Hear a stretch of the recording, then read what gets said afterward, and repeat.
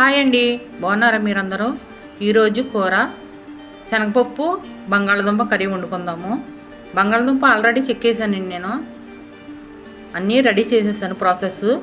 శనగపప్పు ఒక అరగంట పావుగంట నానబెట్టుకుని ఉడకబెట్టుకుని ఆ పక్కన పెట్టుకున్నాను. బంగాళదుంపలు కూడా నీట్గా చెక్కేసాను. ఉల్లిపాయలు కూడా అన్ని ప్రాసెస్ అంతా చేసేసానండి నేను.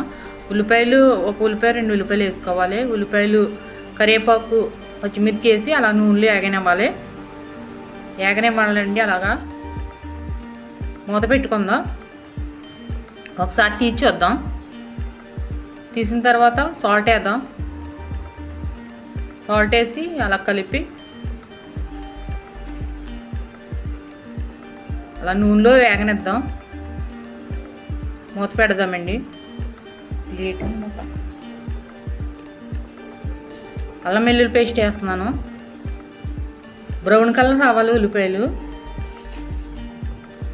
బ్రౌన్ కలర్ వచ్చాక చూడండి, బ్రౌన్ కలర్ వచ్చింది. అదిగో బ్రౌన్ కలర్ వచ్చింది.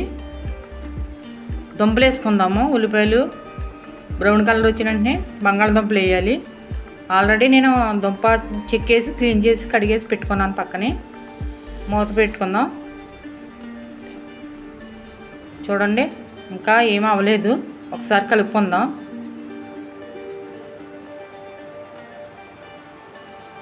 చూడండి, అలాగా కలపాలి. అలాగా ఆయిల్లో దుంప ఉడకాలి.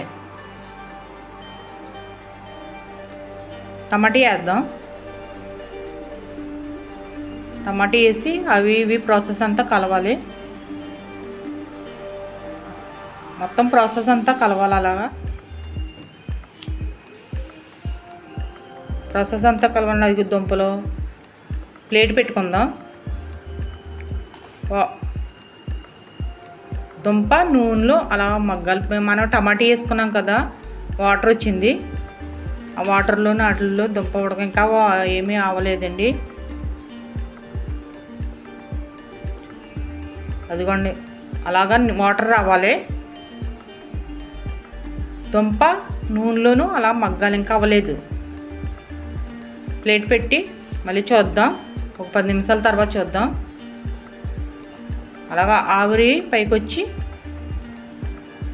అడుగంటుకూడదు. అడుగంటుకోకుండా తిప్పుకోవాలి. ఇప్పుడు లైట్గా ఉడికింది.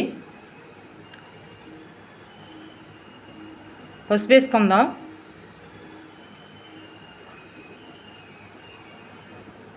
కారము స్పూను కొద్దిగా వేసుకుందాం. ఒకసారి కలుపుదామండి. ప్రాసెస్ అంతా దుంపకే పట్టేలాగా కలుపుదాం. ఇప్పుడు పచ్చెనగపప్పు ఉడకబెట్టేసి ఆల్రెడీ బాయిల్ చేసేసి పక్కన పెట్టింది పచ్చెనగపప్పు వేసుకుందాం. ఒక అరగంట నానబెట్టి అది బాయిల్ ఉడకబెట్టుకోవాలని. బాగా మెత్తగా ఉడకబెట్టుకోకూడదు, లైట్గా ఉడకబెట్టుకోవాలి. మళ్ళీ కర్రీలో ఉడుకుతుంది కదా, అది పప్పు కింద అయిపోతుంది. అలాగ అవ్వకుండా కొంచెం కొద్దిగా ఉండగానే మనం ఇలా తీసేసుకోవాలి, పక్కన పెట్టుకోవాలి పచ్చెనగపప్పు. ప్లేట్ పెట్టుకుందాం. వాటర్ వేసేసుకుందామండి. ఆల్రెడీ వాటర్ వేసాను నేను, సరిపోలేదు. వేసుకుని వాటర్ వేసుకుని దుంప పచ్చెనగపప్పు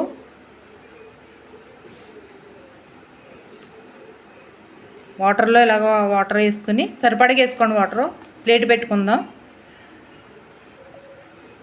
ఇంకా అవ్వలేదండి ఏమిని, అలాగ ఉడకాలి. పచ్చెనగపప్పు దుంప అలా ఉడకాలి. నాకు సాల్ట్ సరిపోలేదు, సాల్ట్ వేసుకున్నాను. మీరు చూసుకుని వేసుకోండి. ప్లేట్ పెడదాం. ప్లేట్ పెట్టి లైట్గా సిమ్లో పెడదాం. చూద్దామండి. కర్రీ అయిపోయింది. చూడండి, ఎమ్మీగా ఉన్న కర్రీ. చాలా స్మెల్ వస్తుంది, చాలా బాగుంది.